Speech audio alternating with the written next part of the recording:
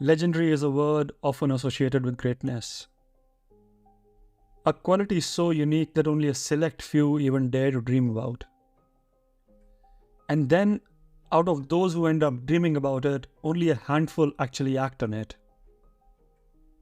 And finally, it is out of this elite group of dream chasers that a few come out on top and realize what they have envisioned. Drawing parallels with the Mamba mentality, as Kobe Bryant famously said throughout his career, rest at the end and not in the middle. And there's one guy in our sport of paragliding who's pushing the bar further every time he takes to the air. And in his own words, it's not over until it's over. To put it a bit more simply, in paragliding terms, he flies until the very last meter above the ground. And when I say the last meter, I quite literally mean not once, not twice, but multiple times. He makes sure to calculate all the finest details to the absolute minimum, making it count when it matters the most. Resonating with big names in other sports such as Jordan, Beckham, Woods, to name a few, we have our very own maestro of paragliding. And he is none other than the Frenchman Honorin Hamard. Coming from a very humble beginnings on the coast of Normandy and clocking in nearly 8,000 hours by the age of early 30s and already a multiple world record holder, this pilot has worked hard for every single ounce of glory that he has achieved so far. And what fascinates me beyond measure is that coming into top 10 is no longer even a fight for him, as making the podium is a habit that he has gotten used to. Top 3 finish in every single time he has raced a paraglider in past 2 years is a testament to the fact that winning habit seems to come naturally to him. A true legend in the making, and most importantly, a very humble and a nice person to talk to. So, without further ado, let's dive right into this very special talk with the #1 ranked pilot in the world of paragliding, where he gives us a sneak peek into his very fascinating and at the same time a very motivating world as we discuss the intricacies and behind the scenes of what made him who he is today. Well, to begin with, Honor, super glad to have you here. Welcome to Paragliding Atlas. It's an absolute honor. Thank you so much for coming. Thank you. Me too. I was just checking your Facebook posts before this, and it seemed like finally you were having some time off racing paragliders and vacationing in Africa. Yeah, I took a paraglider, but in fact, I didn't flew because it was in northeast of Namibia, and there is not so much hills and a lot of wildlife. So that's not super easy to fly. But I will come back one day to fly on the west coast. Skeleton Valley, everything on the west. It looks like super nice to fly above the dunes. So that's another trip. It's almost unbelievable when Honorin Hamard, the world #1, says it was hard to fly. Like, how can anything be hard to fly for you? Yeah, the wildlife is the biggest problem. If you land and you have some lions, not sure it will be good. Now, but you don't bomb out, man. You just keep up in the air. You can actually... If you land on the next campsite, no problem. But if you bomb out before... No, great. So I think this was a little bit of a break before getting ready for Monarca and the upcoming competitions. Is that what you're up to? Yeah, this year we have a very condensate calendar. So it was super condensate during 7 months. So from the super final in December to June or July. And then we have 7 months without any competition. And the next one is in March. So from August to March, we have nothing, in fact. So a big break, and we can train, we can do some other sports to just keep you really, that you really want to fly for the next comp. And that's what will happen in March. We will all be ready and ready to fight for the super final. Wow, so excited to hear that. Just gives me goosebumps just by listening to it. I was in fact checking your FAI page, and I just saw that since 2021, out of 18 competitions that you have played, you have had podium finishes in 15 of them. Is that correct? That only 3 times you have been outside podium in the past? Yeah, 3 years? I think I have 15 competition on the podium in a row. Yeah, Wow, man. that's quite rare for paragliding because it's we can't see the thermals and it's difficult to be regular. But finally, these 2 last years, yeah, I managed to do it, and I hope it will continue. If I don't lose this feeling and this flow, which is not so easy to achieve in paragliding. I don't always win because there is a lot of really good pilots, but yeah, I'm often in the top 10, and now these 2 last year in the top 3. I don't think you have a right to say that you don't win when you finish 15 times out of 18 on podium, man. You win all the time. Like, what else is there? So nice to hear that. But and it's super inspiring to see somebody, maintaining that consistency. I mean, coming out at top once or twice is one thing, but doing it again and again, 15 times in a row. But that's the reason why we are here today, so that our listeners can get to know a little bit of your secrets. How do you do it? Why do you do it? And if they have to do it, then what is the way forward? But I was just curious on another thing. Can you talk about your world records? I was recently watching this YouTube interview that you shared on your Facebook page with another French person. And it said that you have 5 world records and 3 in tandem and 2 in a boat with water or something. So can you please clarify? It was in French, so Yeah. just a little bit in translation. So yeah, in my life, I tried 2 times to do some world records, and this year also I tried, but Baptiste managed it on a big FIA triangle. So I tried in 2015 in solo flights, and I made a declared goal world record.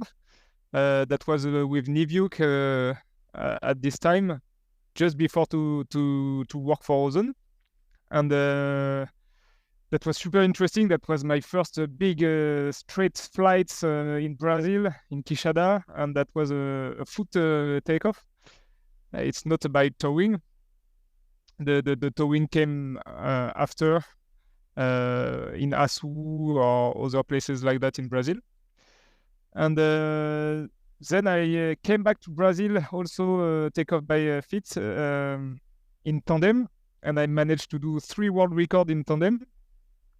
So 1 declared goal, 1 distance over 3 points, and the straight distance, which is 403 kilometers in tandem. So until now, I'm the only one at more than 400 kilometers in tandem. But I think if more pilots want to go, they can do quite easily 500 now, because there is some new good lines.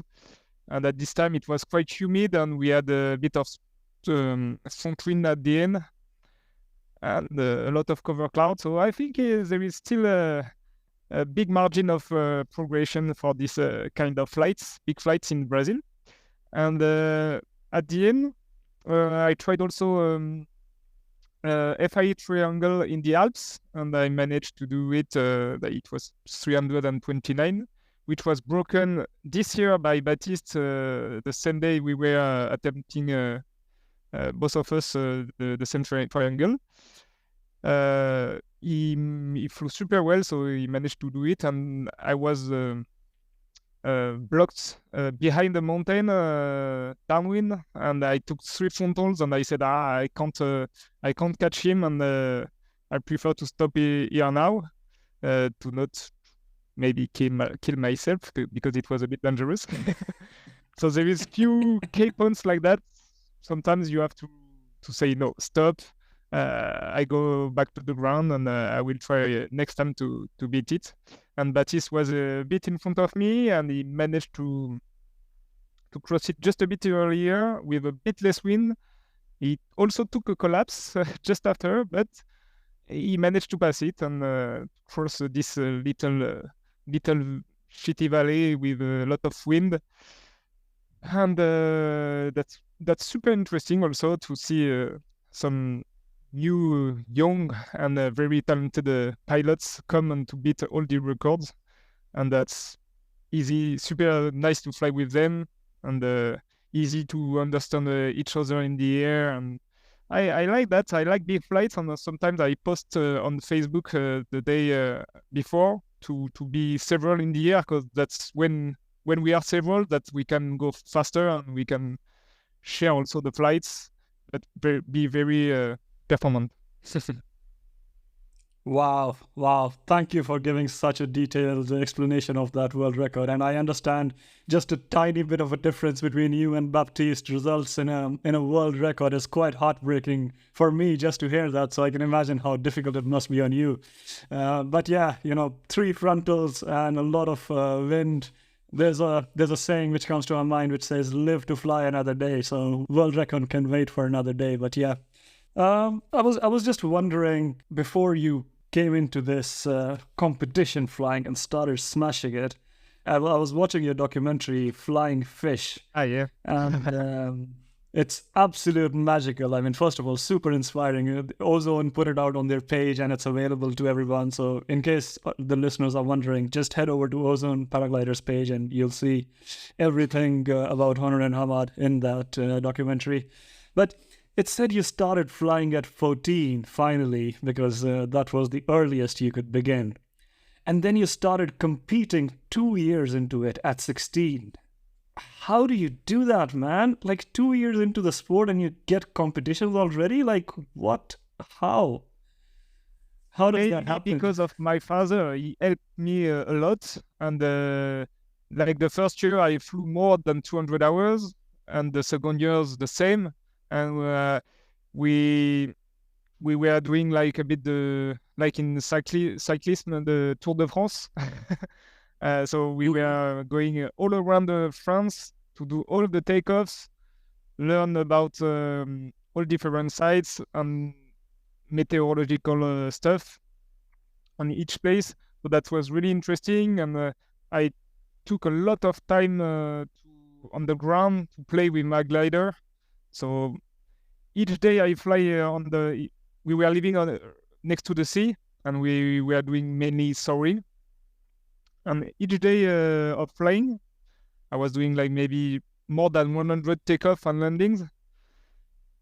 So that was quite fast, in fact, to learn and to be efficient in a lot of wind, because we were flying with often more than 30 kilometers per hour. And to be safe on the ground, and to know where is your glider above your head, not take any frontal anymore in takeoffs, and that was helping me also for after in the air to avoid some collapses in thermals flights. But I did mainly at the beginning some comps in flatland. So after 2 years, I started in flatland. And I came progressively to the mountains, and it was super difficult for me to understand the breezes phenomenon, because I was just flying in soaring with the wind coming from the wind coming from the sea, and there is no breeze in every way in the mountains, in every valley. It's in a different directions, and wow. So I had a bit of time to understand that, but with some good coach, good pilots, and in competition where they can explain you before the task, how is the wind here, how can you do the task. That was really interesting, and finally, I was quite fast to learn paragliding and go to competition. So just a bit more than 2 years. No, that's amazing. But just help our listeners understand. So 200 hours in the first year. And how many hours before you finally started competing? I mean, 100 takeoffs and landings approximately a day does explain a lot, that you did put in the hard work, that you were actually going out and making it count. But how many hours approximately before you finally started pushing the speed bar? It looks like it was around 600 hours. Wow, man. 600 hours, 2 years.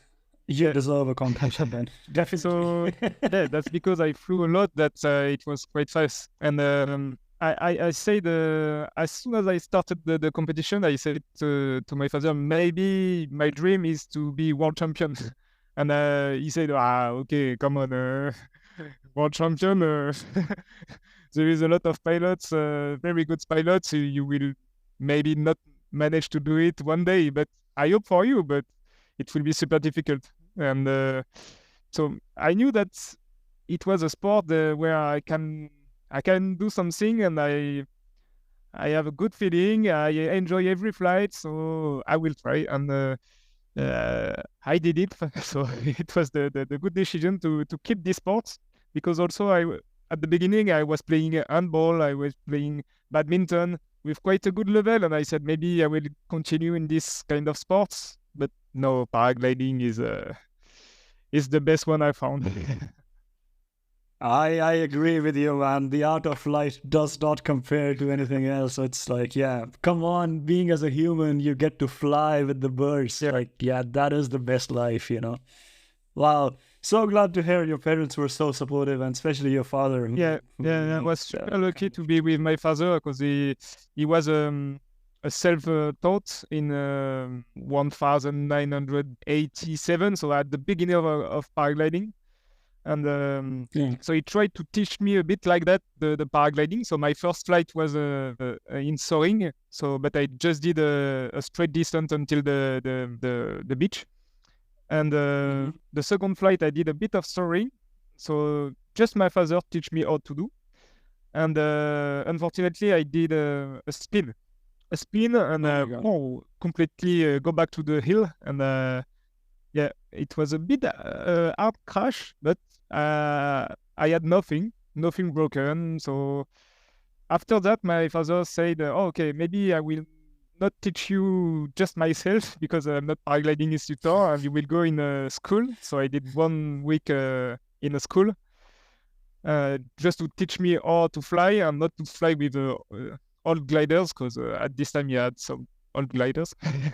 And a technique with release one brake to after you inflated the gliders. And I learned how to do crossing brakes technique. Like that, you can keep your 2 brakes in your hands, which is really better, especially when you have a lot of wind and maybe you will have to take off as soon as you inflate the gliders. So few little steps that I missed in at the beginning, really at the beginning, and just after I did a lot of practice on the ground and in the air, a lot of takeoffs, landings. That's the main thing. Play with your gliders to be efficient and to progress quickly. There is too much pilots which are flying too early and in difficult conditions without the good skills, how to know to land safely everywhere, and to land and take off safely. So that's the main thing is to learn and to play with your glider on the ground. But I understand not every sites are super easy to do that, but you can try to find some fields with a bit of wind and try to practice more on the ground. Now, very true, Honor. I think this reminds me of the saying which says, where there is a will, there's a way. So if you really want to make it happen, you will find a place and the way to do it.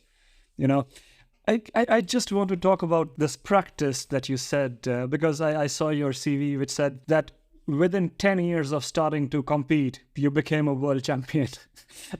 But anyways, what I'm very curious is, what did hard work look like? Like how, I mean, okay, when the first couple of years you were just doing a lot of ground handling and a lot of takeoffs and landings. But eventually when you started competing, what was your hard work, or what was practice? Like what did you do to get better that eventually made you the number one? Yeah, so the best part was to fly a lot. In fact, you have just to fly a lot. And my father registered me in some weeks with clubs, and we were going into the mountain, and we flew a lot with we were like 10 pilots from our region in Normandy, in northwestern France, and we were going on the mountains, the Alps, because we knew that I had to learn how you can fly in the mountains, in the thermals, everything.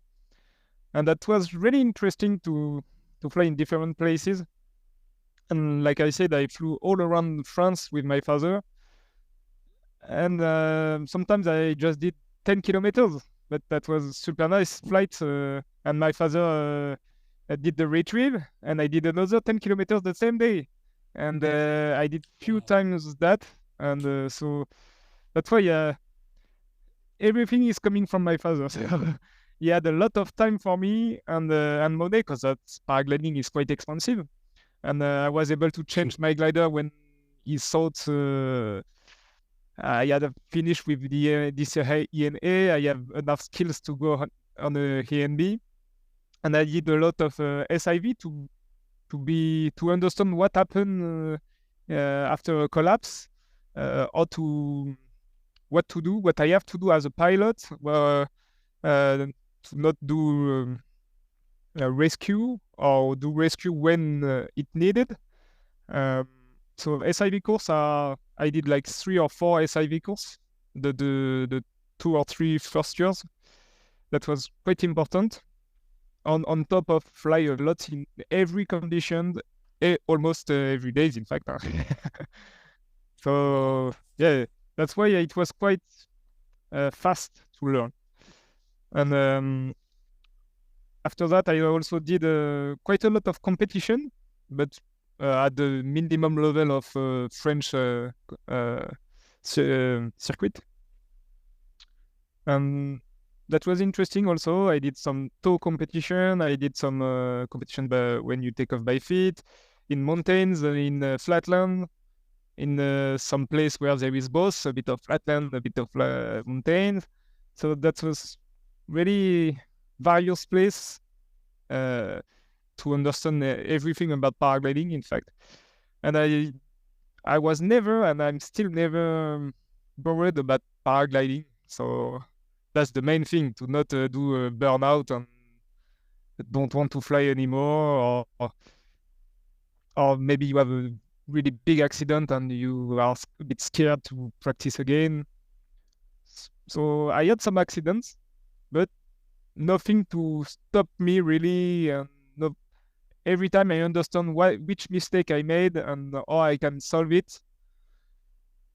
So finally, that's like in other sports. You have to really understand your sport and yourself to be performant.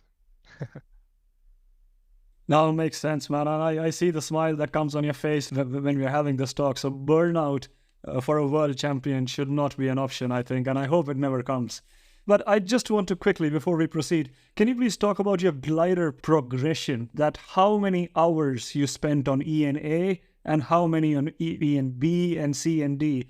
I want to put this out because, as you said, a lot of people today, I see them, myself, some of my friends, and even I feel tempted to progress faster because we see everybody around us, going to high B, going to two-liner C, just flying fancier wings. So how many hours did you spend on each and every category, and how did it? If you can just tell us about your glider progression, just for the curiosity of yeah. listeners. So I flew first with ENA. That was an advanced epsilon something, maybe epsilon 5, if I remember well. But epsilon is a B, man. Or maybe I was straight on the DSB, because that was for sure an epsilon 5 or 6, and I practiced a lot with it, and maybe like between 250 and 300 hours. My father took an Airways ENB a bit like plus, so that was a bit faster, a bit more aspect ratio, and I did also like 200 or 300 hours. And each time at the end, it was super easy to take off with it. I had no problem in the air. It was also good. I did a SIV with each glider, and when you have the skills at the end with this glider, you always want a bit more. I kept this Epsilon and this Airways like almost 2 years. And after these two gliders, I jumped for the competitions straight on the. It was a Gradient AVAC 6C this time, and my father was a bit scared about that. So he asked me to practice a lot of on the seacoast, and that's what I did. And I did some little videos also to all the pilots around the world, because at this time there is not a lot of video on internet. And I was playing on the ground with this glider. I was doing a stabilo touch. And I was takeoff reversed and then stayed reversed in the air. So I think I had quite good skills just before to jump into competition with the glider I have, and I made around 100 hours under these gliders before to go to competition. And that was, I think, these steps were in the nice position to start the competition with good skills. I didn't jump too much, and I was not so fast. To try. Well, I had no. How do you say? Sorry. It was for me. It was safe. Not too much for my father, because he maybe wants that I take 1 year more to go into competition and with a safer glider. But I think it was okay. It was just after when I jumped from this AVAC 6C to one U4 that maybe it was a bit too early. And I did a rescue also with this glider after a frontal, because it was really another level after collapses to recover. It's not a glider that you can recover by itself. You have to do a lot of actions for you, the pilot. And it was a lot big aspect ratio. You can take some frontals in the center, and the tips are coming in front. And so I did a rescue with this U4. It was my second. No, it was between my second and my third year of competition, and that was the biggest step, and maybe my big mistakes in paragliding to jump too early in such a kind of glider. It was in the same time I won my first year. I won the minimum serial class in France, and so I did half of the second year with this glider. And after I said to my father, "Oh, I need more, because if I want to beat the others, I need to have the same gliders than them. And next year I will go on the top French competition, so maybe I can jump on it." And so just after 2 years, I jumped on the U4, and a bit too early. Wow, it's thank you for your honesty, Honor. Like, if we all make mistakes, and being too early is not something that should be recommended, especially in a sport like ours. But do you have any tip for when do you know from inside that, okay, now I am 100% sure to jump or to move on to the next wing? And when do you know that now it might be too soon? Like, what is it for you that tells you this, that now I'm good to upgrade, or now I'm not yet good to upgrade? It's when you are super confident in your glider, that you know her really well. There is no surprises, even in collapses, and you practiced a lot. You did more than 200 hours. For sure, if it's 200 hours in 1 year, maybe you can do a second year. If it's 200 hours in several years, okay, maybe you can jump on another glider, because otherwise you will never have any glider. Yeah. It depends quite a lot how many hours you fly per year, and what are your goals? Because if it's to do competition, okay, you can start to fly a lot each year to have good skills and to try to jump quite fast on other better gliders. And if it's just for cross country, you maybe just try to relax and take more time, like 2 years on the same glider. And especially if you don't fly a lot, you will have a bit more time to progress and don't jump too fast on the ENC or these.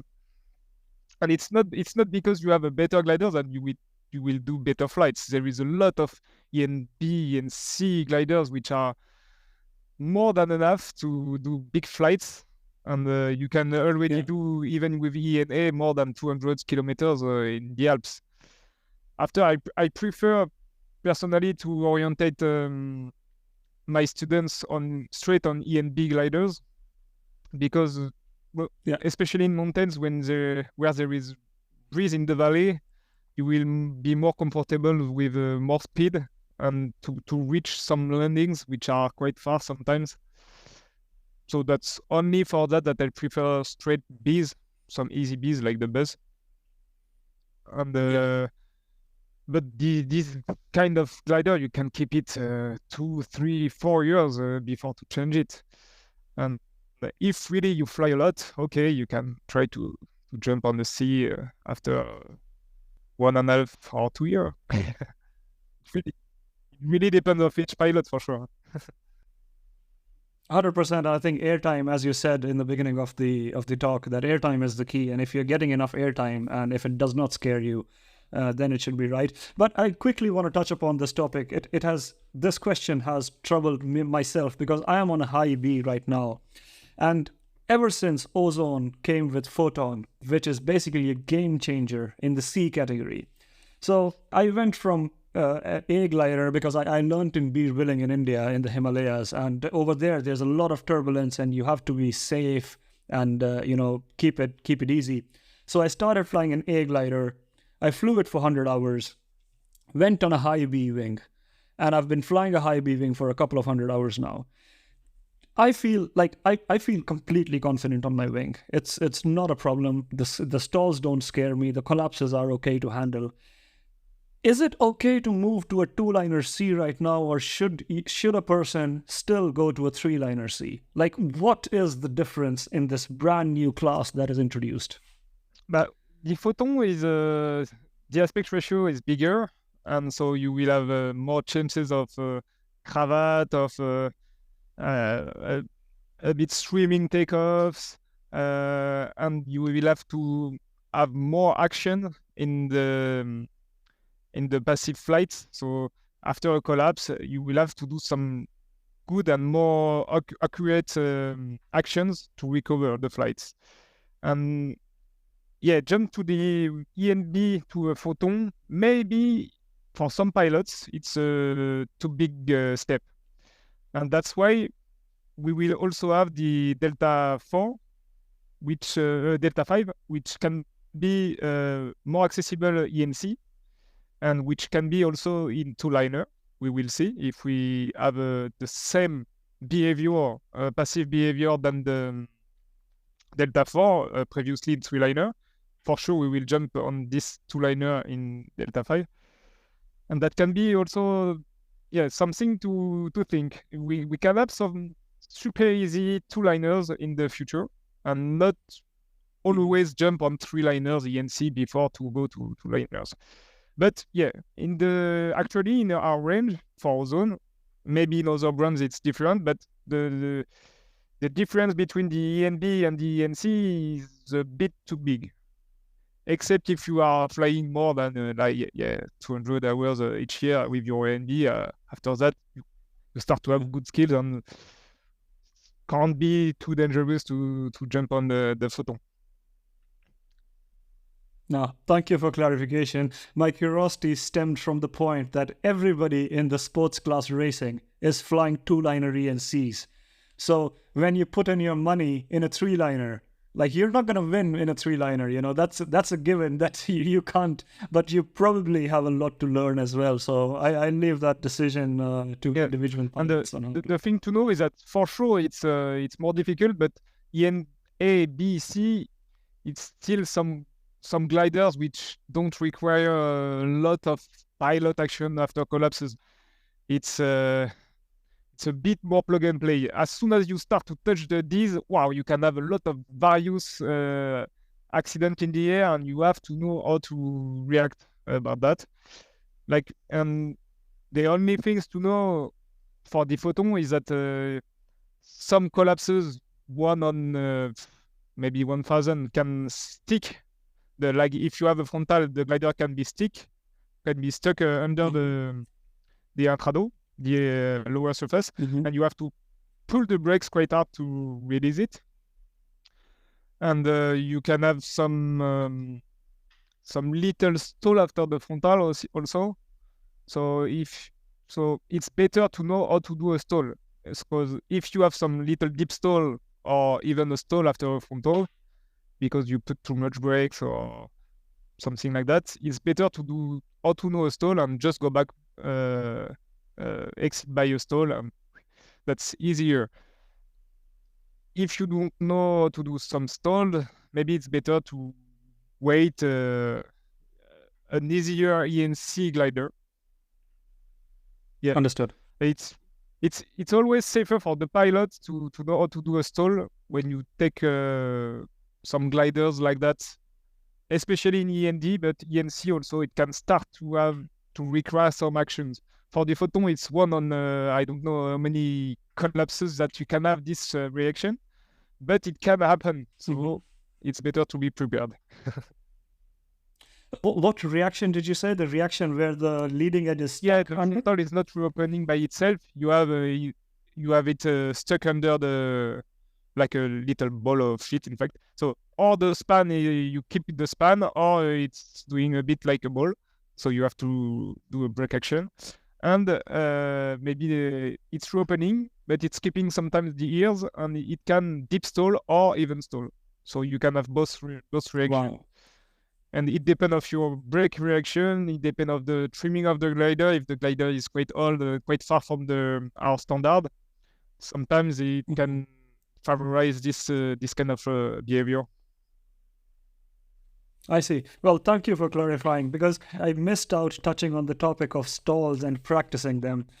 When you mentioned that you had done 2, 3, or 4 SIVs, I'm just curious, you know, once you start flying a lot and once you start learning about your glider a lot, you can't pay for SIVs every time. You know, it does not make financial sense that every time you go that you give money to somebody and then do the SIV. So a lot of time pilots start doing stalls on their own to learn the skills by themselves. What kind of stalls is the best way to learn your glider and its behavior? Like, for me, for example, I just go out and practice full stalls, because I think that if I can just hit the reset button every time, then I feel that I'm getting outside trouble a lot. But is there any kind of self-practiced SIV maneuvers that you recommend that pilots can start doing after they're fairly comfortable and they have enough information? First, it's not bad to train with ENA or ENB. It's easier for the stall, and it will be exactly the same technique for the gliders, with more performance. You will just have some little parameters to adjust, but it's mainly the same. So I think it's better to start with some super easy gliders. And even competitors, they can take ENB gliders if they want to go to SIV. First, to not fuck their glider, and it's easier, and they will understand better how it is first, and practice a lot. After, try the full stall above the ground. It can be dangerous, so you have to have enough skill to not put you in difficulties above the ground. To have 1 or 2 rescue if you do that. And to have a place with some field, maybe to not land on the city or power lines, everything. So you have to be quite careful where is your box to start this kind of stuff above the ground. The best is to go like above a lake, like in Annecy. A lot of pilots are going without any instructors above Annecy because there is the lake. So you fall in the lake and you have to have a best, yeah, but it's not so bad. And it's good to start. And after some techniques for stall, there is mainly one. It's to fully brake and then find the way when you are flying backwards and straight go in this position, not keep your hands on the bottom and that the glider is moving a lot, and you lose too much altitude. So as soon as you start to be confident and to know where is this position for me, and you find it super easily, for me that's the good point where you can go to train above the ground, because you don't lose a lot of altitude, and normally if you almost know how to do it, it can't happen few too much bad things. After, with more powerful gliders like ENCs or ENDs, what you can have is a big chute, and to not stop it. So that's why you have to train a bit above the water before, just to know that it can be really powerful. And one thing to absolutely not try also is to put your hands up when you are when you just made the full stall. So if you are here and you make the stall, the pilot is here and you release, boom, you will have a huge chute even with ENA gliders, and you can fall into your glider. So yeah, that's scary. That's few things that you have to know to be sure to not fuck the stall. Now, I think the point that you mentioned about stall point, so just identifying where the stall point is and then coming back is more than enough to give you practice. And with different gliders categories, you have less and less, as soon as you go up on the categories, less and less brake range. So this point is most accurate, and it's better just to train above the water before to go above the ground, and to know this points quite clearly. And after, that's becoming quite common. As a test pilot, sometimes I wonder how many full stalls do you do in a year, man? Like, can you ever count them? Yeah, but we are not doing a lot of stalls, because it's quite an easy maneuver, and I can make almost all the gliders ENA. What do you mean? If you go slowly to release, then you have no chute. So if you have a good technique, you have a good result.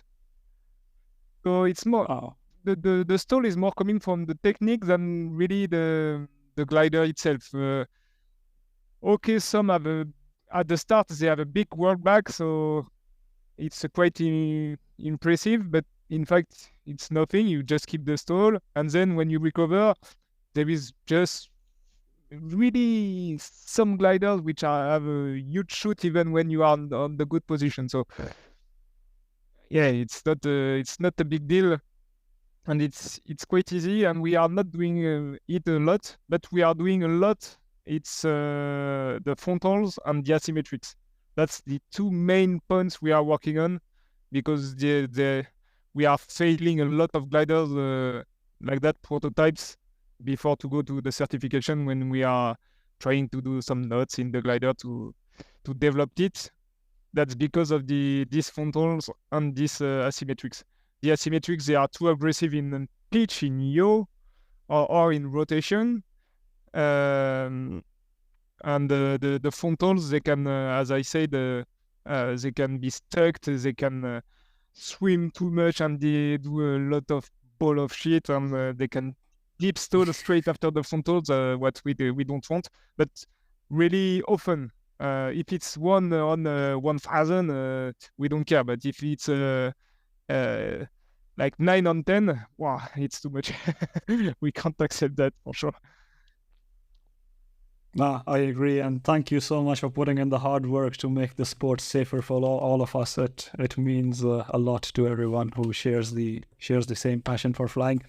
While we are talking about stalls and all of these things, Honor, can we quickly talk about rescues? Do you have a favorite rescue?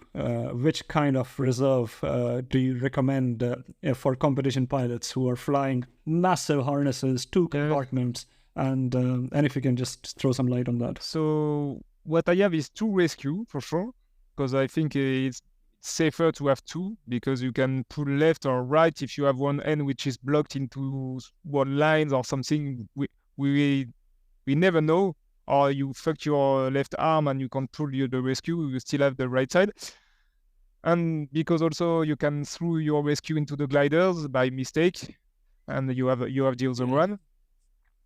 And after I use 2 squares because personally I think it's better than the round shape. And after it depends of some brands and some you have to check the values of the brand and to buy. But yeah, I use 2 square shapes, and I don't have enough place to use like Rogalo or some rescue like that. But I think it's quite efficient ones also. But for competition harnesses, it's difficult to put into the container. And it's, for me, if I pull the rescue, I will be super close to the ground normally. And I want something which is opening super fast. And the one I found the fastest are the squares. So that's why I take them. So you mean squares have a better opening time than round ones? Majority of the time, that's what I think. Okay, and the pendulum stability is an added advantage as well, I guess. Sorry? The pendulum stability, that you don't move so much. Yeah. That's also quite interesting to be stable and to not do any mirror action. And you have for sure to not neutralize your glider if you have time. And that's also a quite difficult part, because in the manuals you say the pull the bees and everything will be right, but in fact often it's too hard to pull the all the bees, so you take one breaks and you take it, and as soon as you can take the gliders, you do a big ball and it's okay. But yeah, that's not a super easy part to neutralize the glider when it's not a ball of shit already. You know, this happened to me once. I was flying in the Himalayas, and a cascade of events, and I go into auto rotation, double twisted, and I deployed. I was flying a round rescue. Man, I tried with every single ounce of energy that I had to pull in my glider. I could not. I just gave up and eventually came down in downplaning.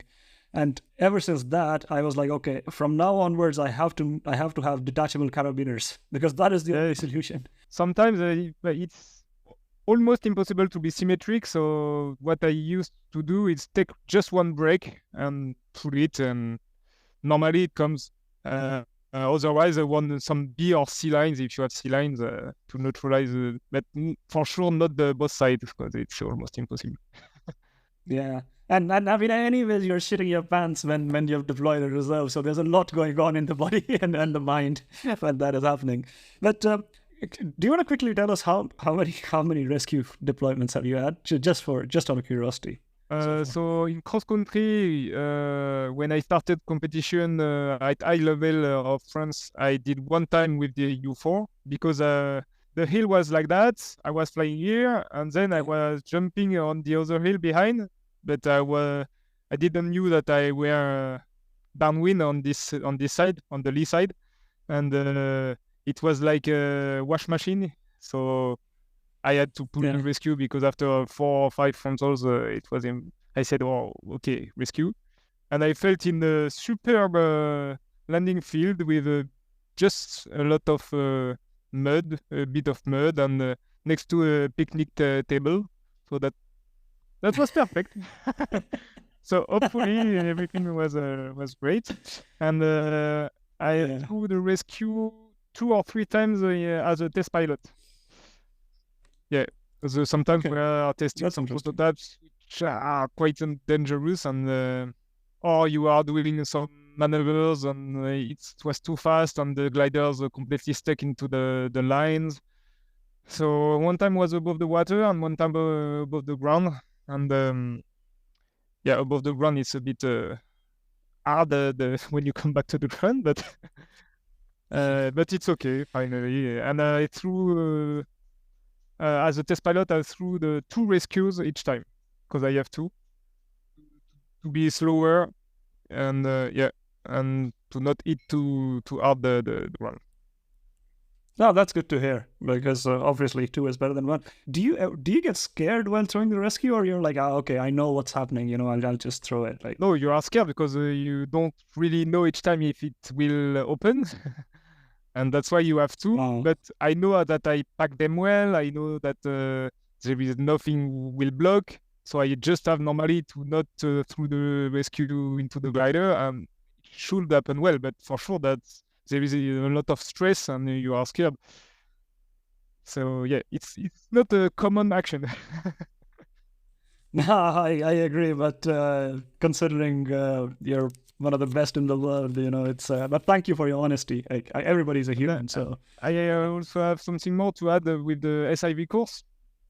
One of the maneuvers you have to really practice a lot is the 360, because there is a lot of accident even in the SIV courses with the 360.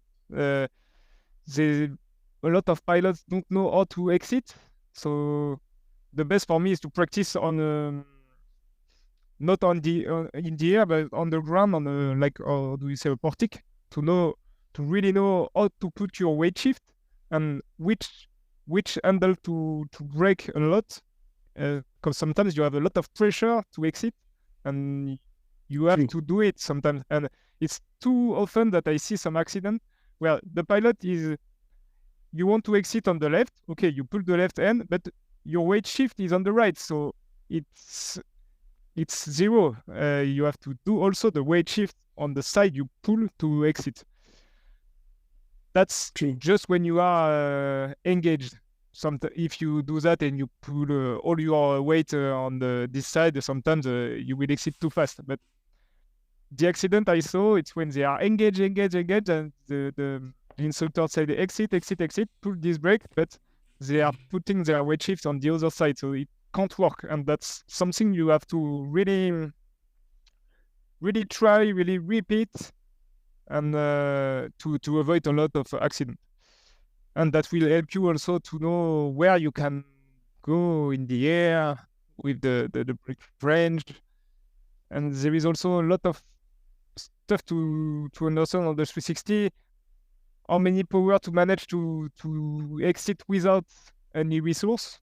So to not do a huge well, to do a that exit is good. A good symmetric exit. It's really interesting, this process on 360s, because that's what you will have in flights.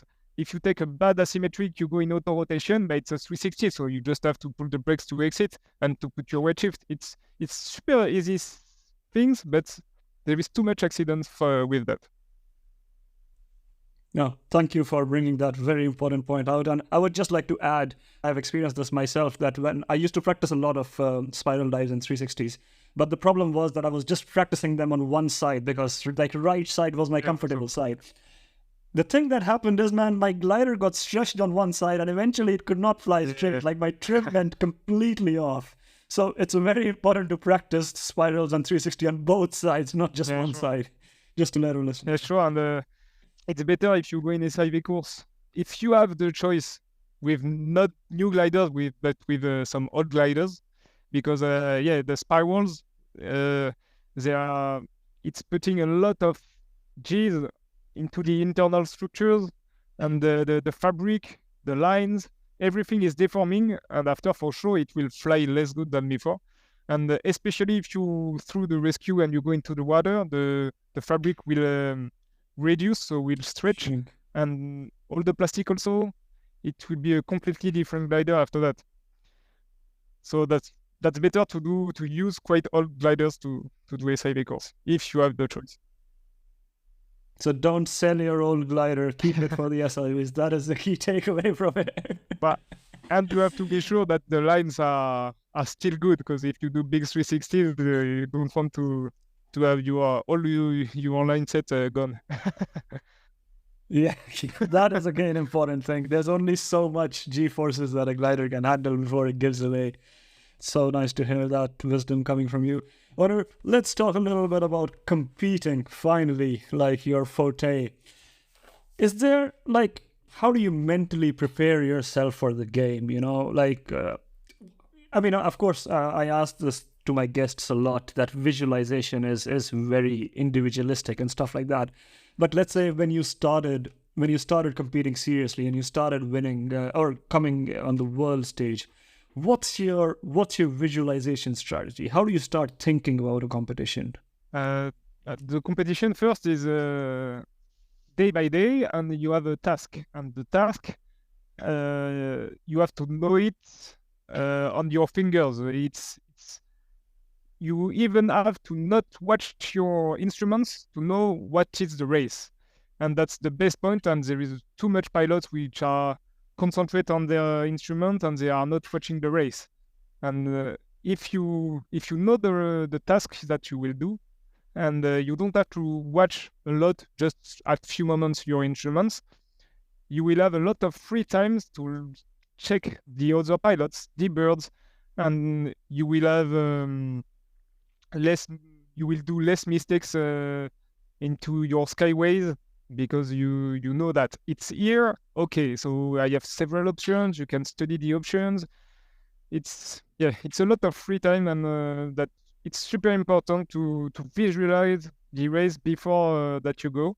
And I saw too much pilots that they are checking their instruments the 300 last meters before the weapons. They are on their instruments. No, me, I'm just looking backwards. Where are the other pilots? Do there is another thermal that I can catch on the way back?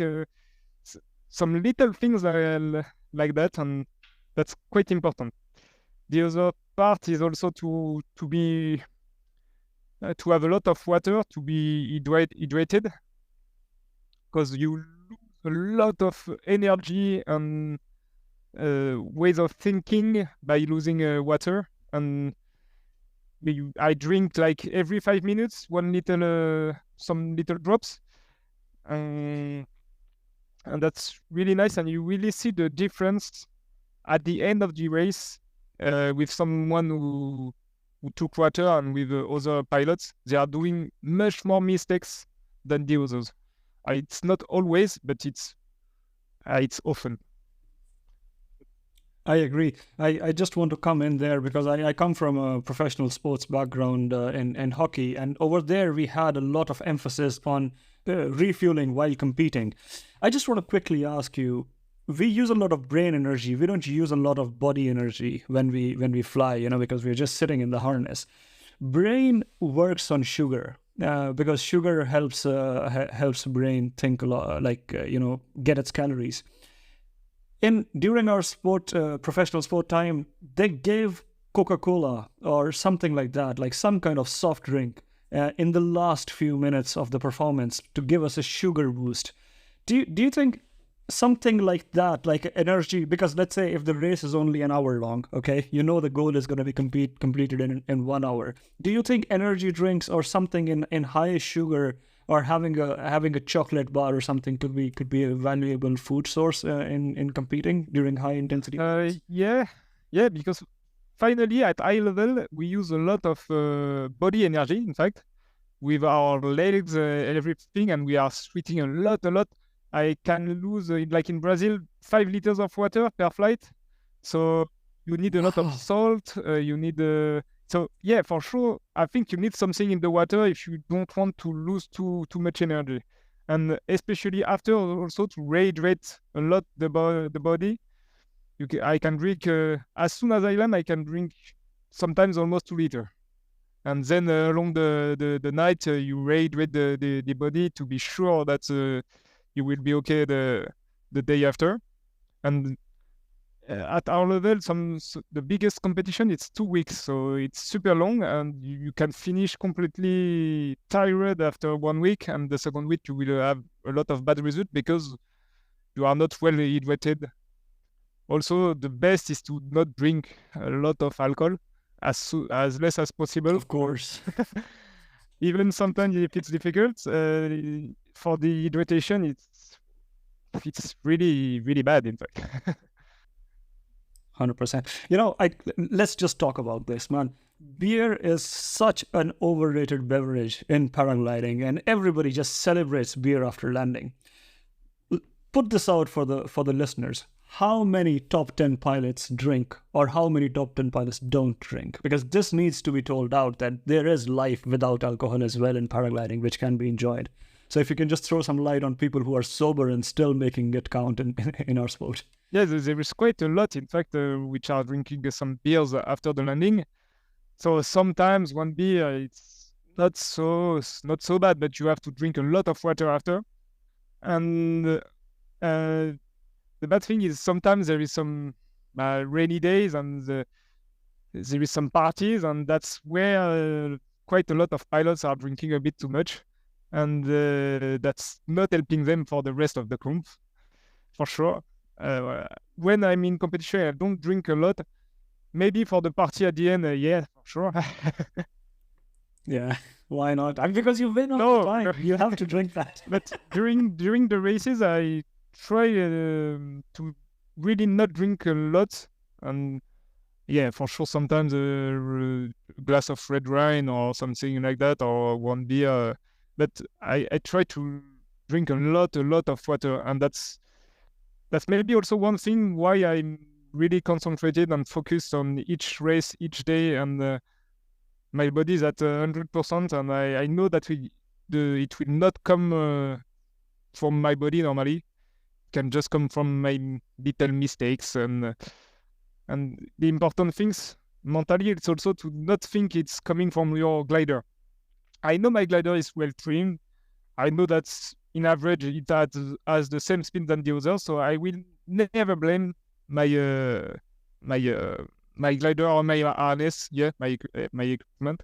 It's always coming from me. That's quite important to know that in paragliding, because there is too much pilots which are saying, my glider is fucked. Okay, but I take a lot of hours to set my glider, so I check the plastics, I cut them, I retight a bit the glider, I trim it before every comp.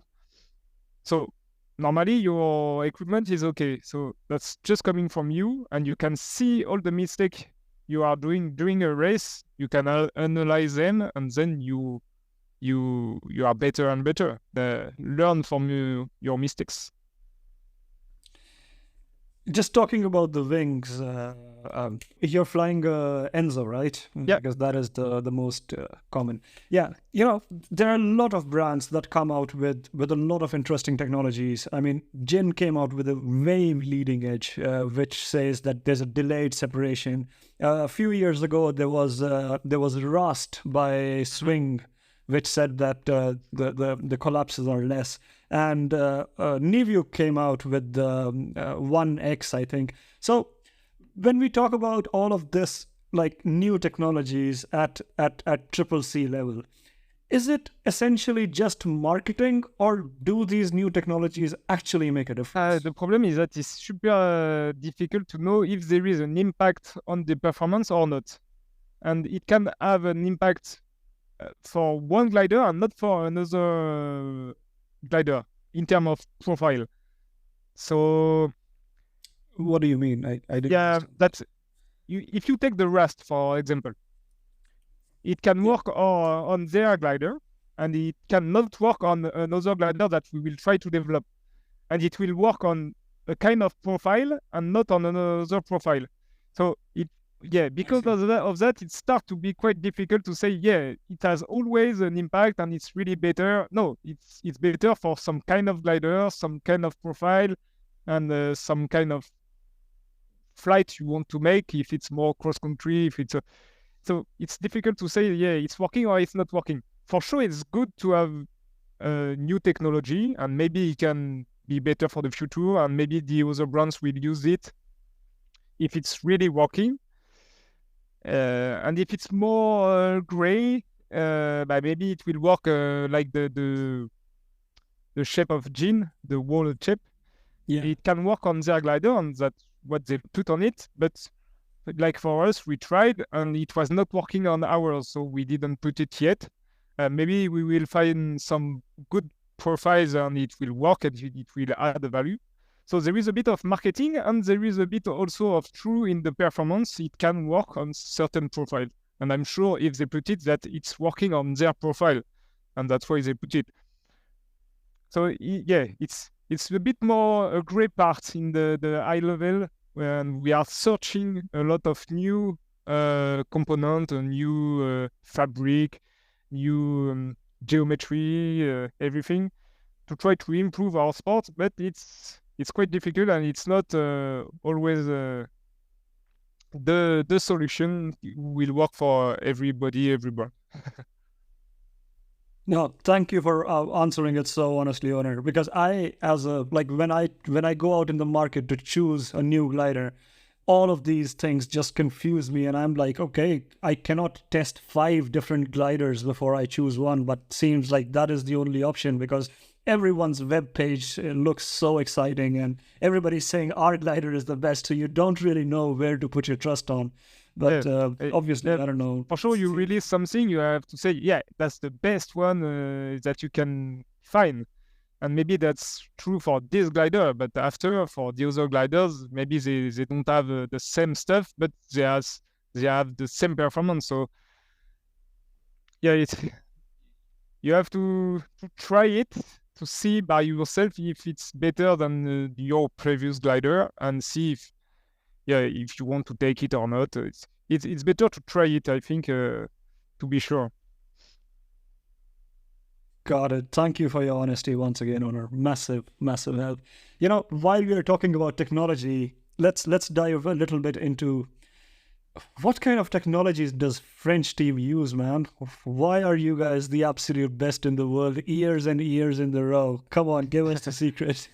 What softwares do you use? What instruments do you use? How do you analyze your tracks? Like, there's a whole list of questions that I've written down. Oh. The whole world wants to know the answers. I think the best thing we have is that we have a good team, and we are doing a lot of flights and a lot of glide performance flights comparison between gliders with the old one and the new ones.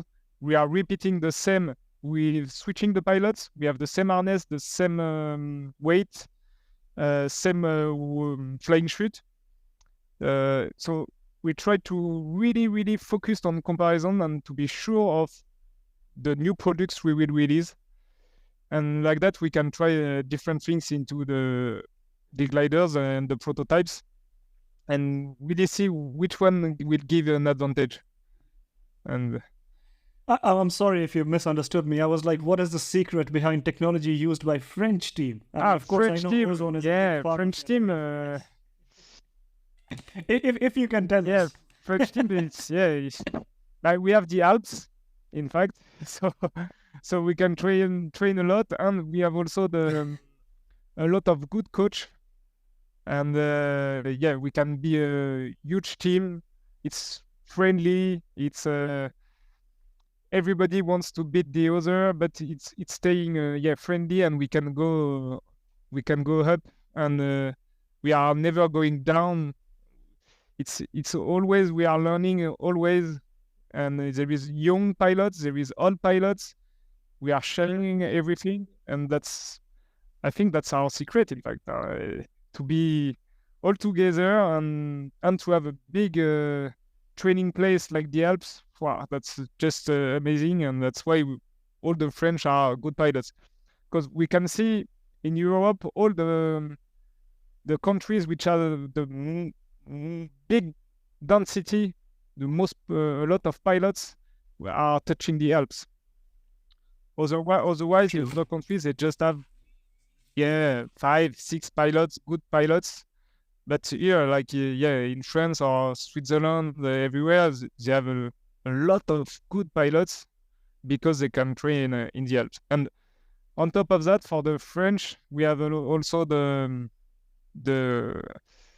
school in Pyrenees, Paul Font-Romeu, and you can, before 18, you have a lot of training when you are doing your studies. So that's just perfect to have a young, good pilots for our activity.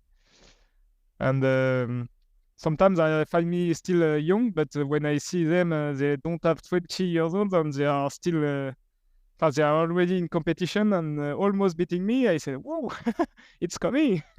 Wow. No, so exciting to hear that, man. Like Tim Leonetti. I think he's a guy who's smashing quite a lot of records, and a few other young Frenchies. But just talking about your training in the Alps, can you share with our listeners how does an average training day of a French paragliding team look like? Like what are you guys up to when you say that let's go out and train? Yeah, but because we don't want to have a lot of frustration for pilots, it's often it's a meeting with a lot of pilots, and we are trying to do the best XA flights, the biggest XA flights of the day, in fact. So we are on a site which we think it's the best for the day, and we are trying to do the best distance as we can. And often we have the retrieve, so we don't care if we land, we should bomb out. And that's great to be fast because we are pushing together, and that's more for sometimes for the bad days, where the cross country is not really important because it's not, you will not do a 200 or 300 kilometer flight. You can focus more on few parts of the flight, like the group control, for example, or the attack. If someone is a bit following too much the group each time, and you want it to go in front and to be alone to take some decision and to see how he react, and that's quite important to do. And that's more on messy days that you can do that, and it's more individual. Not all the pilots are needed the same thing, and I think it's quite important to be individual, but that's more the coach will decide if it's a individual training, and even if it's a group training, that we have the same race, we have exactly the same. He will tell to everyone what he can do during this race, which points he have to develop, and that's a nice way to do the race and the training. Yes, I just want to quickly ask about this group training, or in group as a race day, because I have seen in cycling there are a lot of teams which work together in bike races, for example, even Tour de France, and there are few riders whose only aim is to go out and attack and get the others to follow them. The big riders, the prized rider does not do that. He's often protected behind these, and he only attacks at the last leg. So do you guys have such kind of tactics as well, where you have pilots who only go out and who are only supposed to look for thermals, or who are only supposed to look for good spots and good lines, and let's say the big pilots, the big names who are really wanting to win, they hold back and only push at the last minute? Like, how does team strategy work in team racing? We don't have really that, because we have some leading points, and the leading points, if you are in front, you have more points than the others. So the goal, in fact, for every pilot is to be in front. And during trainings, the guys who are less good at that and they follow too much, they miss some points because they don't have enough leading points. So we are teaching them how to attack in the group, when attack the group. If it's not possible, because you are always below and behind, to teach them also to not attack at this moment, because otherwise they will lose a lot of time after, and they will be like 100 on goal. So that's little tactics like that. And like the best if you don't know how to attack, it's maybe just to do cross country by yourself. And finally, don't fly with the training group. Just go alone on another site and fly yourself. Take your own decision on the task you made this day, and that's trying to be fast on this little circuit you made this day, to try to attack and take your own decision and try to not do any mistake. That's for more the attack part. And if you, like me, sometimes I don't have enough control on the group, I attack too much, and when these training days, I just have to stay in the group and attack at the end. That's my goal. And to try to be more in the group, to see how they attack, and to take the best attack at the end when I have an opportunity.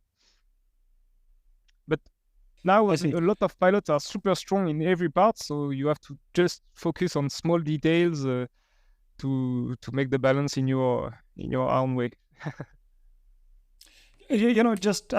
My mind is so full of questions, man, because like I haven't played any World Cup, but I know I will one day. But I'm just curious. I mean, okay, there's one thing that you said, that you should know your map, you should know everything without looking at your instruments, you should know what the terrain is and everything. Talking about the small details that you notice about other pilots, like what are these nitty-gritties that you have to catch? I mean, of course, you can see if he's higher or lower, but if there's something that you can throw, that how to read the flying of your competitors, like how do you read them? But the best first is to have a good Vario GPS, because I use one on my helmet, and I know exactly the sync rate I have, if it's positive or negative. So it's the same that watching your instruments. I don't have to watch I know just by the sound where I am, so I can just watch around me the other pilots. And after what is the essential parts? It's a difficult question. I mean, if you're netting out some secrets, then it's okay. You can save it and let people find them. But just out of curiosity, like how do you read other pilots? How, like for example, you and Maxime, like you guys are always together and always racing each other. So when you start the competition, for example, the best is to not attack at the beginning, because first you don't have a lot of leading at the beginning; they will come after, and you want to be in the good position after the first thermal. So the start is go, everybody is at different stages, and you want to be one of the highest in the first thermal. So you have to really focus on your lines to not be the one who will be on the bottom of the group, this Gaggle, at the beginning. Otherwise, you will be fucked for all the flight. And it will be difficult. You will have to have a lot of good skills to come back in the group, and that's more difficult. So this first part is really important. So just focus on the lines, because 10 meters, even 5 meters can do the difference. If you see they are climbing up, you go behind them. And it's really, really important. I don't know still how it works. The lines are so frustrating. I don't believe this, man. You are winning 15 out of your last 18. You definitely know how they work. You just don't want to tell the world. But yeah, that's one thing to focus is that. And then you can also try in the air a lot of techniques. Like when you thermal, you can try to not put a lot of exterior brake. You can also try to pull a bit your bees on the exterior or on the interior. And in some thermals, there is some little variations, and sometimes it's more efficient this technique or this technique. It depends of the days, and it can depend also of each thermal. So if you see someone climbing better than you, maybe use a different technique, just copy it, and you will see it will be better in the thermal. So at our level, it's just one small detail is like that. What can I say otherwise? Yeah, the really important is to try to be high before the last glide. So you have to anticipate a lot, because it can be at 25 kilometers from the goal. So you have to really place your attack when you think it's possible to reach the goal almost without catch any thermal, or to try like poker stuff that you say, okay, I need a thermal to go into the goal, and I know that I will not stop if I don't find the thermal like 3 meters per second, if you want to be back in a good position and to be in front of them. So it's sometimes you have to be a bit lucky, but it's because it's a good time of the day. If it's 3 o'clock, it's okay to attack low. It's 5 o'clock, it's not okay, because you have maybe not the chance to find good thermals at more than 2 meters is less good than at 3 o'clock. So that's a lot of little things like that you have to think to be regular in competition. No, well, thank you for giving us a tiny sneak peek into the secrets over there. I'm gonna come back into the last glide, because the 40-kilometer tailwind landing that you had with Maxime is super interesting. Then we're gonna talk about that at the end of the talk, which we're nearing. But I quickly wanted to talk about psychologist in a French team, and I saw you talking about that in I think in Flying Fish, or one of the YouTube videos. Where you were like, psychologists helped you a lot. And I also saw a video of your coach giving you a pep talk before the task beginning, which was a little bit similar to how the coaches talk up their athletes in team sports before or during the halftime. So what, like, that is, not a lot of nations have that team or the coach or a system like that. But what kind of information comes out of your coach to the athletes before you guys go in, and what is that all about? If you can just share a little bit about that. Yeah, we have some really good coach. Before it was Didier Mathurin, now it's Julien Garcia, and they have a lot of abilities to help and to know each pilot well, how he's flying, and to say the good word before to go to fly. Sometimes it's to activate us, sometimes it's just we are on fire. Like me, always I'm sometimes too much on pressure and too much on fire, and you have to just calm me, find the good word and the good way of thinking, I will fly. So maybe if I say that, I just want to go, he said, just before, take 5 minutes, and you watch the other to take off, and then you can take off, just to see if you are climbing, if it's not too risky, and you will just go lower in pressure, and that will be okay. Sometimes it's just go listen some music, to calm a bit, and sometimes you just focus on the part of the flights. Here you will have to attack. So just before this part, try to be well activated. And that's the same on the radio. Be focused, these guys. The race will start here, and it's like 50 kilometers that we are flying. But no, the race is starting now. So just be focused on this moment. Yeah. It depends of the coach, but until now, in France, we have a good coaches, and they have the good abilities to find the good words for us. So yeah, that's hopefully. I mean, you guys are smashing it anyways in team and individual and men and women categories. So you definitely have an amazing setup. There's no doubts about that. But can you just help us know, how many people do you have in your team? Like, when France as a nation goes to the world, so how many people travel with you guys? Like, do you have a physio? Do you have a psychologist? Do you have a coach? Like, what all is a for the official races, like the World Championship and the European Championship, sometimes we have a doctor, we have a physiotherapist, and normally that's it. And we have the coach, and often they take some already made a meal for the night, so we don't have to cook nothing. Okay. And that's so we can be really chill after the race, and just recover, drink water, and do some stretching, a bit of musculation also, because that's quite important for the shoulders. What did you say? A bit of musculation. Yeah, so it's a general physical preparation, and you can. I see. Yeah, especially for shoulders because they are always in use in the air, and you can have a bit of some inflammation if you don't care to enough of them. I see. Yes. Yeah, it's Yeah, no, you guys seem to definitely have a pretty amazing team. Just talking about analyzing the day and analyzing your tracks.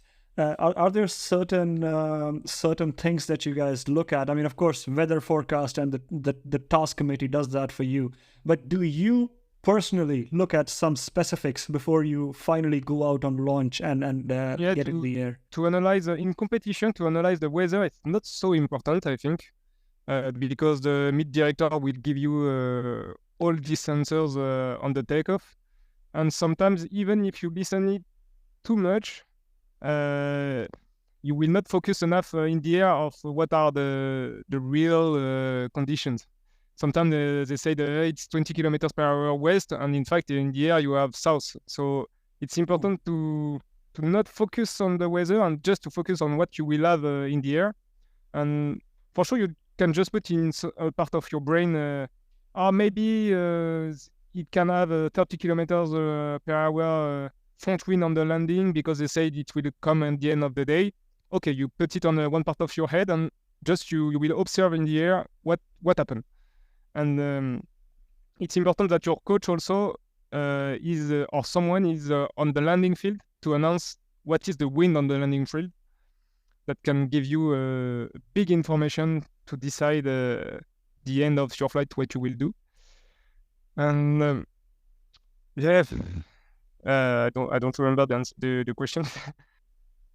The second question was that once you have settled down at the end of the day and you are understanding how your performance was, what is the best way to do your track analysis? Like, I mean, for example, when I look at my tracks, I just look, okay, here was the thermal, here was the trigger, and this is what the speed. But how do professionals do it? How do you analyze your own tracks at the end of the day? Yeah, it's how to know the local site and what is the weather locally. You can't really know, even if you don't know. Like when I was world champion, I didn't know the place. Sometimes you just have to follow the group when you don't know how it will be, and if you think it will be good in front, just go. So you don't have to really know the place and to study the terrain, and that's okay. You can watch on Google Earth sometimes how is coming the wind from each valley, but they will redo it on the initial briefing. In fact, everything is happening, and just collect the informations, and that's it. But after, for cross country, yeah, you have to prepare quite a lot your flights to know maybe the terrain. You will know the mountains and everything, so you don't have really to study that. But you know at which time I need to be here, otherwise I'm late. And at this place, I have to be over 3,000 meters, otherwise I will lose time. It's few details like that to be fast and to be big XA flights. And after the flights, you can analyze the lines you took, or you can be faster. Maybe you lose too much time because you were 200 meters too low on this part, and on the other part, it was not good enough to climb. So 200 meters above, it's better. And I was too late, so I took this west face, and it was really too late, like 15-30 minutes. So I have to be faster on this part. Yeah, there's few things you can see like that. You can see also to analyze your track if you did well the turns in both sides, because if you thermal it just one side, it's not that it's not good. It can be good for one day, but normally you have when you find a thermal, it can be left or right. So normally it's 50-50. So at the end of the day, if you just thermal in the right side, maybe you miss some thermals because you are just focused on the right and you know that it's your best side. But no, I to turn, I just decide when I'm a bit pushed on the left. So okay, I go on the left. I don't think about, that's my left hand, my right hand. that's quite important to be good to thermal in both direction. Yeah, 100%. I quickly want to come when you said about decision making. I remember about this post that you made on Facebook once that you were doing really well, and your stabilo got caught in a tree, and that is why it ruined that task for you. When it comes to scratching or pushing limits or taking risks, is there something that you should particularly keep in mind when you're pushing it that close with such high performance wings and in such high stake Yeah, conditions? that's for the French Titan. We were pushing quite close to the cliff, but that was a cliff with a lot of trees. So I said I can push along the trees because I have 99% of chance to be stuck in the trees. I will not hit the rocks. So I take some risks, but it's often considered that, normally if I fall, I will not hurt too much myself. And that, for sure, that can happen. I took I don't remember, it was a frontal on an asymmetric, but it recovered quite well. But I didn't have enough place to go out of the trees, so I touched the trees and I turned around the tree. But yeah, I knew that, okay, if something happened, I'm in the trees. I'm not in the cliff. So yeah, and you have to be scared and to not pushed along the big rocks when it's too dangerous. I was full speed, and if it was rocks, I was at just maybe 75% on the speed bar to keep a bit of margin to not risk to collapse full speed along the rocks. So yeah, for sure, you have to just find the good stuff to not be hurt and to The sweet spot to fly as long as possible until you're 60, 70 years old. Or hopefully longer. I think you said your grandfather still flies, or I don't remember. I read it somewhere where somebody said. No, my father didn't flew, but no, my coach, I had a coach that's 74 years old. He was my coach when I was 17. And that was quite impressive to see him flying. And I said, wow, he's coaching a guy of 17 years old and he has 74. Wow, I want to fly until 74 years old.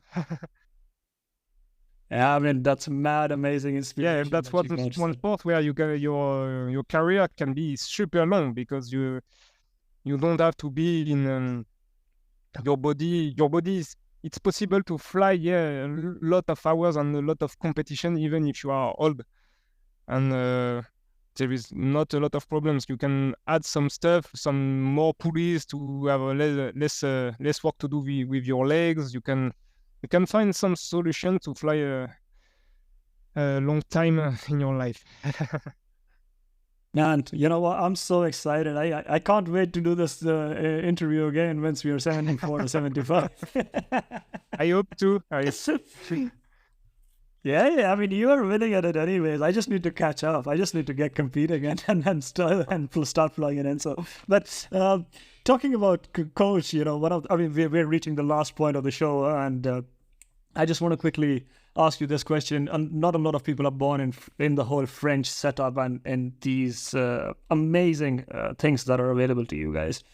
How should a person find a coach or a mentor which is enabling the knowledge transfer or the skill development, in the other part of the world? Like, how to go out and seek a trustworthy coach? Do you have any thoughts on that? If you can throw some light on that. Yeah, but it's a bit like the psychologist. You have to find the good one.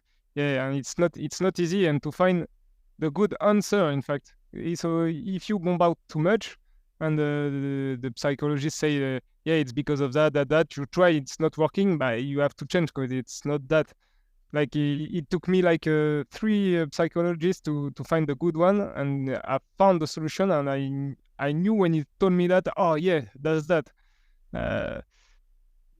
Yeah, so it was the live tracking, like I said sometimes in interview, that I want to show behind the live tracking, with the live tracking, to my father that I was in front, and I was thinking always about that during the flights, and I was not doing my race. I was doing the race for him, and that was the mistake. And time to understand that and to work on it and to know what to do, it took me a lot of time. But less than 10 years, but Yeah, and man, come on, dude. 14 you were flying, 16 you were competing, 25 you were a world champion. That is not a lot of time. You cannot say that. I still have some problems like that, and you can see in some tasks I did few mistakes, and I know that, oh no, that's my old mistakes, and I can't do that, and the day after it's solved. So it's good to know that, to not reproduce it, and just to remember sometimes that you can do this mistake, and you take all your responsibilities to not redo it again, and that will save quite a lot of bomb out.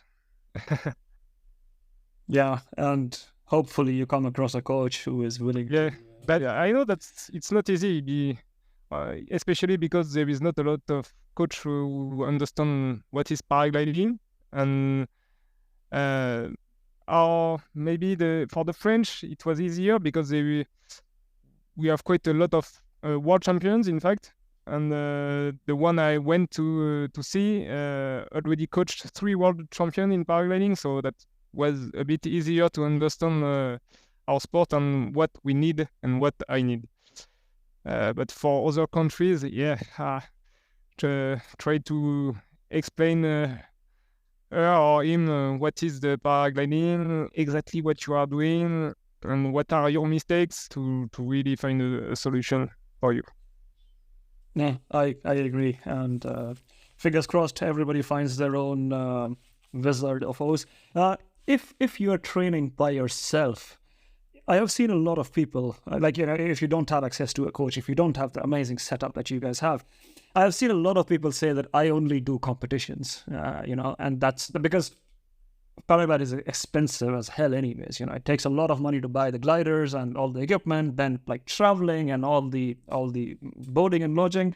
So if you have to become a good competition pilot, within your limited resources, should you prioritize practicing cross-country, or should you only prioritize playing in competitions?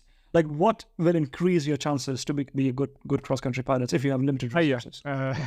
That's a combination of two. So I did a lot of cross-country before, in same time of the competition, and that helped me a lot. So I think you should do both, in fact. Yeah, half of cross-country and half of competition of your time. If you can just do one, the one you enjoy the most.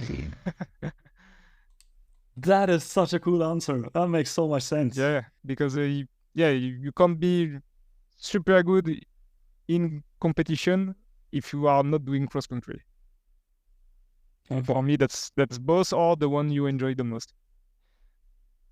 No, but you are saying if you have limited resources, you should still try and make a balance between doing cross-country and doing competitions. Yeah. It does not make sense doing just competitions for the sake of it. Like, cross-country is a necessity to become a good competition pilot. And just after, when you are really good, you can start to do just competitions. But otherwise, you learn so much by doing cross-country with other pilots or alone that you need it.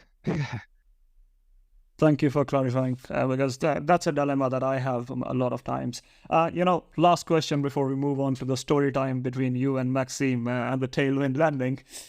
If you had to start now, if you were a beginner and you had to just start from zero yourself, what is the roadmap that you would recommend to a new pilot who wants to follow your footsteps and become one of the best in the world? So first, by yourself, is to practice a lot on the ground, and if it's soaring site, it's even better because you can top land. Try to control the glider, you know what will happen, and not be surprised, because when you are surprised, that's where you are scared. And when you will have collapses, that you know what to do, in fact, and you you know that it's because it was light, I didn't put my brake action. So for that you have to fly a lot, but you have also to understand well what will happen. So it's SIV course, it's playing on the ground to have a bit of more feeling. Yeah, because I think too much pilots are scared now, and that's because they don't understand enough what will happen in the air and what happened when they have a sketch. I see. Well, thank you for that amazing tip. So I think a lot of guests on my show just say that make sure you're having fun. So if you're having fun, then you're doing something right, and then you're staying motivated as well. All right, Honor. Before we switch it off, if you can tell us the story from 18th Paragliding World's Task 8, you and Maxime. Can you please start from the low save? Because I think that was low save of the century. I mean, I read your Facebook post, man. And I don't know, please help me enlighten, because I have to translate everything from French to English. Yeah, with Maxime, we made a lot of final glides like that. That's each time super risky. And for this World Championship, for this task, we say with the coach, if we are at the end, we are not... if one is not in advance compared to the other, we just go with the group and we finish the race together. And I saw this, that's one guy was in front of us, of the gaggle and of the group, and he took a thermal. I said, oh, okay, we go. We were a bit low to go to the final glide, but I thought we would take the thermal, and we finished. And when we arrived below him, the thermal stopped. And I was one of the first in this thermal, so I said, what are we doing? If we are going straight, we will have front wind and we will be too short. Or we going back on the mountain, we climb and we do the goal easily. But I saw everybody coming, so I said, no, I will not stop, I will go. So I went and we took the front wind. And we started to be too low to reach the goal straight. And everybody was shouting on the radio, why are you doing that? It's super dangerous. We will fuck the French team. Because if we are not two on the goal, the French team was like fifth for the final result, and we were completely killing the team result. But in the same time, we have to play individuals. So when the thermal is here and you have to go, and when we missed it because it was the end of the thermal, we can't come back on the back, because otherwise, if some guys are trying and they made it, you miss the podium. So finally, I had to try, and it was all about the lines at the end. The lines, I knew that there is a little place which is a bit hotter than all the other spaces because of the fields, because of the little birds which are often above this field. So I decided to go straight to do the waypoint and to come back above this little hill. And that was the good solution, because I found super light thermals and with the wind, which is going to the direction of the landing. And just Maxime found it below me, and all the others around bomb out. That was just amazing sensation. That was super scary for the team and for our Titan. I thought, oh yes, I won the World Championship, and but that was Maxime who found it also with me, and finally we made it. But that was also beautiful, because we deserved it, because we found this thermal and we were together. So I can't blame him to find it and to reach the goal. It deserved it. He flew well. But yeah, that was not intentionally at the beginning that I made it. But it was well finished, and that was just amazing, and with a lot of pressure, a lot of adrenaline. That was just amazing, in fact. Even at 20 meters ground, you are not at the ground. That's my motto. So yeah, you have to respect that, and to always find a thermal you can always climb and find something. So never forget. No, not forget. Never gave up too early. What an inspiring way to fly. Like, honestly, 1 meter above the goal line. Like, dude, how do The you last take World Cup, that we risk? made that also with Maxime 1 meter above the goal line with a lot of backwind. Wow. And we were terminaling in almost nothing. And I said, oh, no, I can't take the risk to go above the goal line. And he went first. And I said, oh, okay, so if he went first, maybe we'll bomb out just before the line so I can go. And we crossed the line just 1 meter above the ground. Wow, that's scary, but that makes good stories. So we have to do it.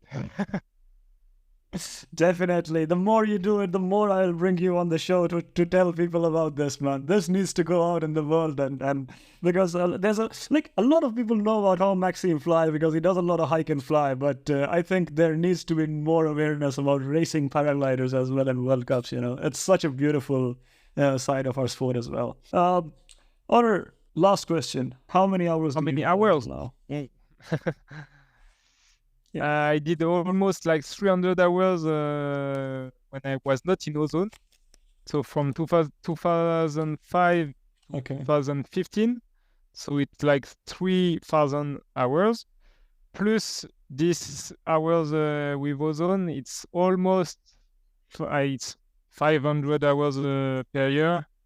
So you can add at least 4,000. So it's like 8,000. Wow, man, you're living the good life, aren't you? So cool. And ever since you got on with ozone, you have your main source of income is ozone. Is that I'm also paragliding instructor, but I don't have the license because I'm working for ozone now, and that's better for me because I can have holidays and I can work all the gliders I develop. I can then fly them in competition, so I know really well the product, and I do it for myself and for the others. So something with a lot of feeling in the brake and with good performances. So yeah, that's really good to join both the work and the competition and the sport when with the sport you like. And you truly seem to have found your calling in the beginning of your life, and no wonder it's paying off so well. I think you've done the hard work to make it count. Well, on that note, Honor, thanks a million times for sharing your insights. It's been an absolute honor and a pleasure to talk to you. Yeah, so it was a pleasure too. If I can help some other pilots, even if my English is not super nice, I try. And your flying is super nice, and that is what counts. So I think that is what fascinates and brings us all together, the love for the art of flight. But yeah, thanks a ton for your time, and wish you all the very best for next competitions and every time you take to the air. And cannot wait to bring your stories out to our audiences again, man. Thank you so much. It's been a pleasure. Thank you. Have a nice flight to you all too.